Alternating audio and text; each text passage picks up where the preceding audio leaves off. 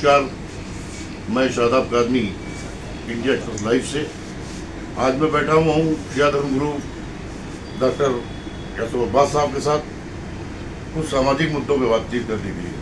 आपका स्वागत है डॉक्टर साहब। बहुत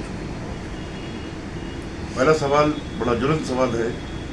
आज हिंदुस्तान में वक्फ बोर्ड को लेकर सरकार ने जो कदम उठाए हैं उस पर जो तमाम एहतजाज चल रहे हैं, उस पर आपके क्या तासुरात हैं? आपके तमाम मीडिया चैनल से मैंने सुना है और आपके बेबाक बयान की मैं सराहना करता हूँ। मैं चाहता हूँ उस मुद्दे पे आप कुछ शब्द अपने कहें। देखिए, वक्त में इस तरीके से तेज़ी से जॉइंट पार्लियामेंट्री कमेटी के सामने पूरा मामला रखा गया और वक्त अमेंडमेंट बिल का, और उसके बाद में लोकसभा से पास हुआ, फिर राज्यसभा से पास हुआ, फिर राष्ट्रपति की मोहर लग गई।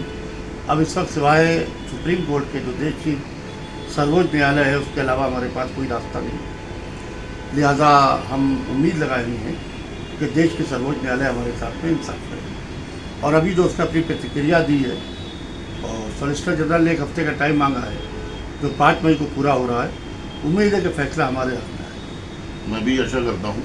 अच्छा, दूसरी बात ये कि तमाम जो सुन्नी संगठन है, जैसे कि हैदराबाद में मुझे पता चला कि तमाम एहतजाज हो रहे हैं, तमाम पूरे हिंदुस्तान से लोग वहाँ पर इकट्ठा हैं अहले सुन्नत हज़रात से, तो क्या इस मुद्दे में क्या शिया पर्सनल लॉ बोर्ड की तरफ से या वक्फ बोर्ड की तरफ से या शिया तमाम तंजीमात जो लखनऊ हैं या हिंदुस्तान में हैं उसके ज़रिए से कोई भविष्य में फ्यूचर में कुछ इस तरह का सुप्रीम कोर्ट के आर्डर आने के बाद एहतजाज करने की कुछ उम्मीद है कि ये किस तरीके का आप कदम उठाएंगे?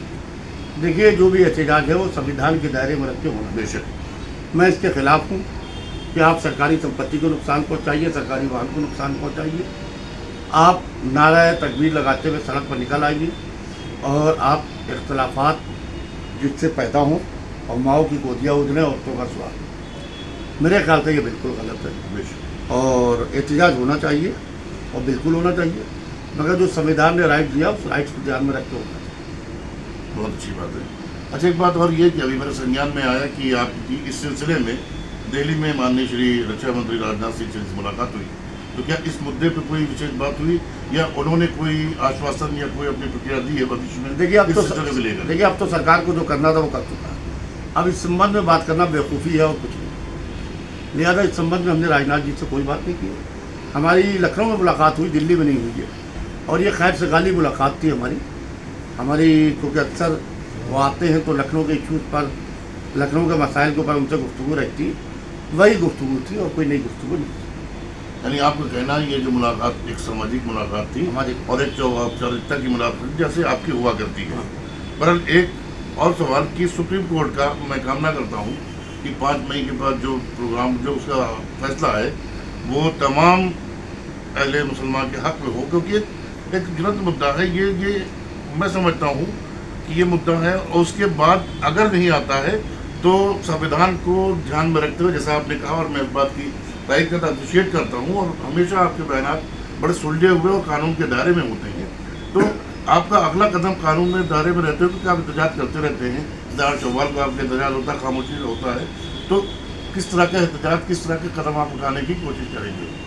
देखिए, इसके लिए हम ऑल इंडिया शिया मतलब वोट की एग्जीक्यूटिव की मीटिंग करेंगे और मीटिंग करके हमारे पूरे इंडिया के जो मेंबर्स हैं उसमें शिरकत करेंगे, और उसके बाद जो नताइज निकल के आएंगे उसी को लेकर हम आगे का लाएमत तय करेंगे।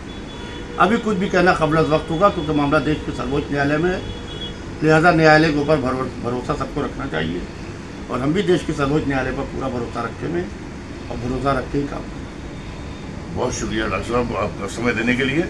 मैं शादाब कादमी इंडिया एक्सप्रेस लाइव से कैमरामैन कायम रिजवी